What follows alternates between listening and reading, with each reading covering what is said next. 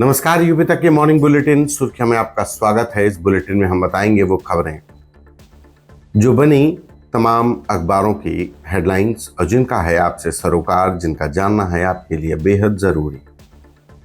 तो शुरुआत उस खबर से जो आपकी हवाई यात्रा से जुड़ी है। आज से लखनऊ के चौधरी चरण सिंह एयरपोर्ट पर 24 घंटे की विमान सेवा शुरू हो रही है। दरअसल चौधरी चरण सिंह एयरपोर्ट पर 2 नए टैक्सीवे बनने की वजह से मार्च महीने से 4 घंटे के लिए एयरपोर्ट पर सारी उड़ानें बंद कर दी गई थी। लेकिन अब ये दोनों टैक्सीवे बन जाने के बाद 7 टैक्सीवे बन गए हैं, यानी कि उड़ानों की संख्या बढ़ गई है। जो 8 विमान रोके गए थे, उनके शेड्यूल कैंसिल किए गए थे, अब वो रीशेड्यूल हो गए हैं, वो यथावत चलेंगे।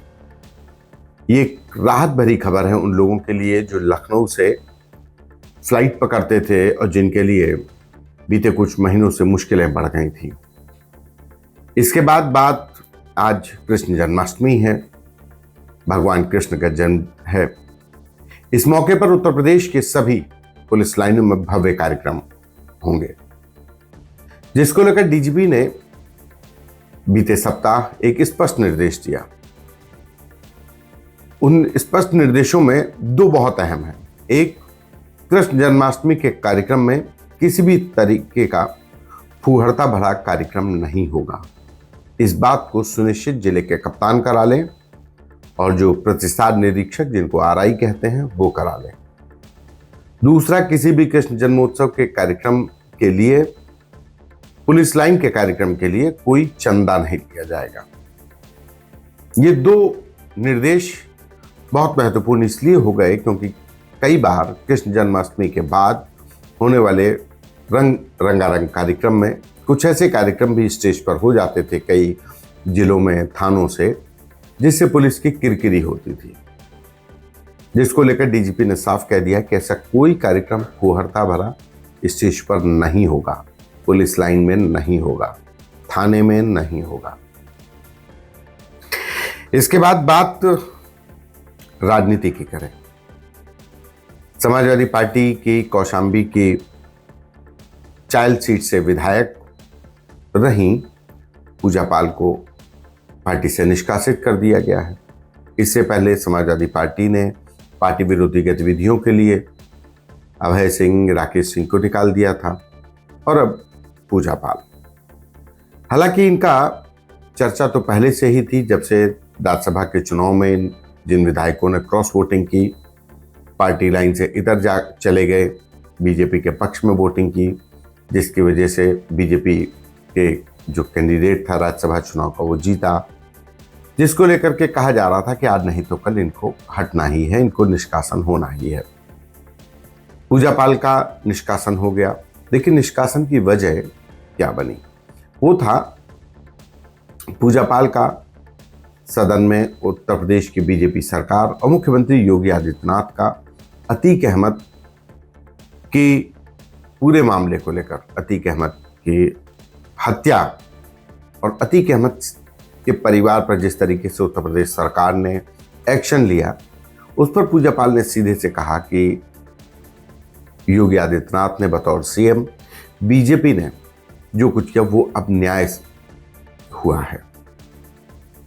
बता दें कि पूजा पाल की शादी के 7 दिन बाद ही उनके पति बीएसपी से विधायक राजू पाल की हत्या कर दी गई।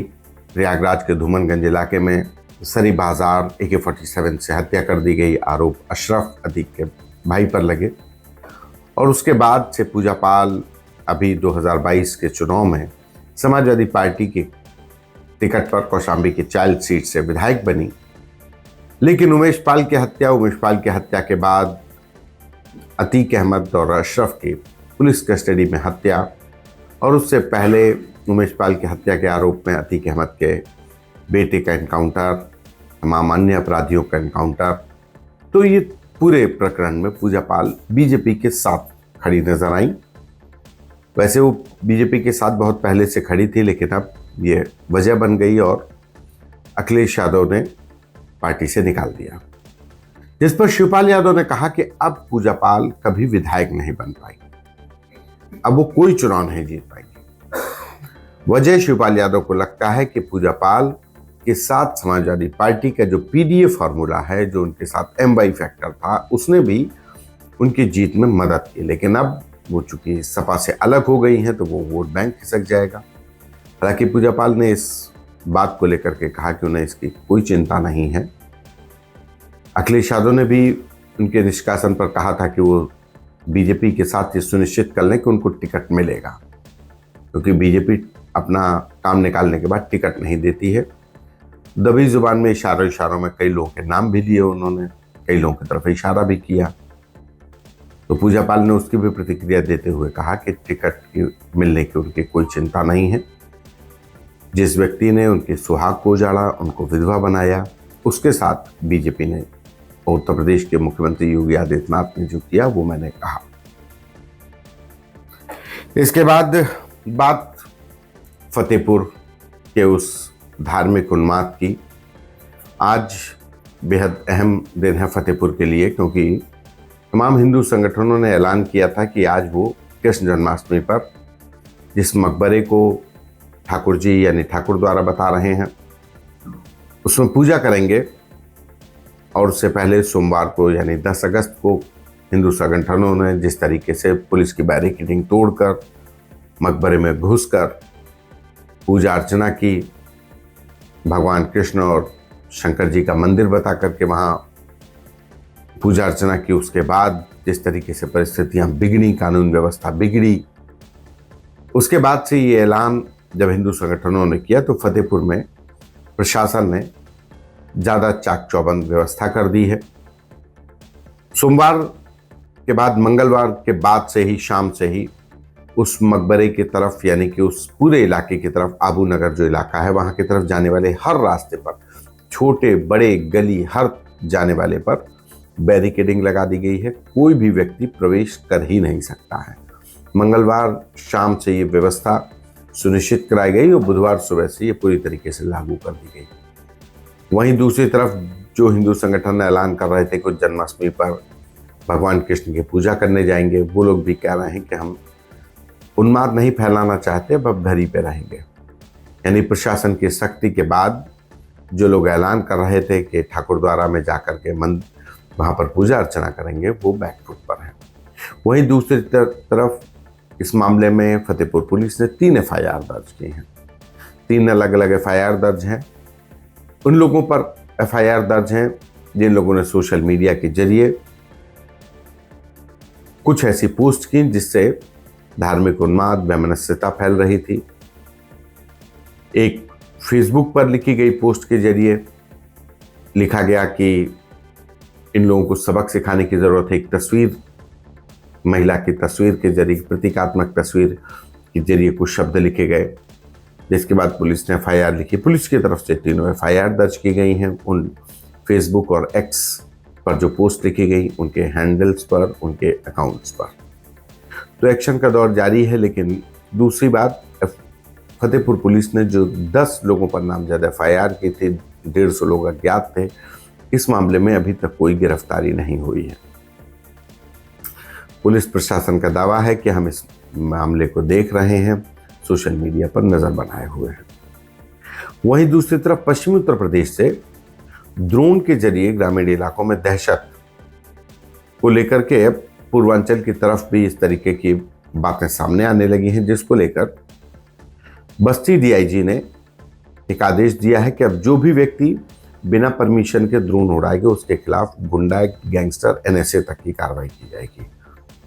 बस्ती रेंज के डीआईजी संजीव त्यागी हैं, उन्होंने ये आदेश दिया है कि उनकी रेंज में जो भी बिना अनुमति के ड्रोन उड़ाते मिल जाएगा उसके खिलाफ इतनी बड़ी निरोधात्मक कार्रवाई होगी।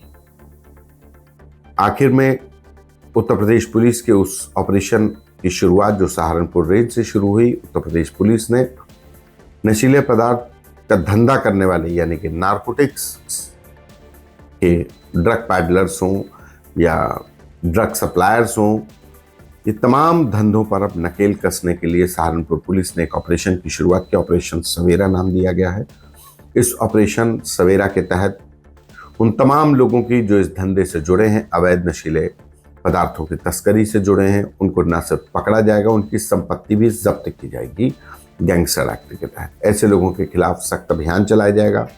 एनडीपीएस एक्ट में जिन लोगों के ऊपर एफआईआर दर्ज है, केस चल रहा है, उनके केस का ट्रायल जल्द से जल्द पूरा करके उनको कोर्ट से सजा दिलाई जाएगी।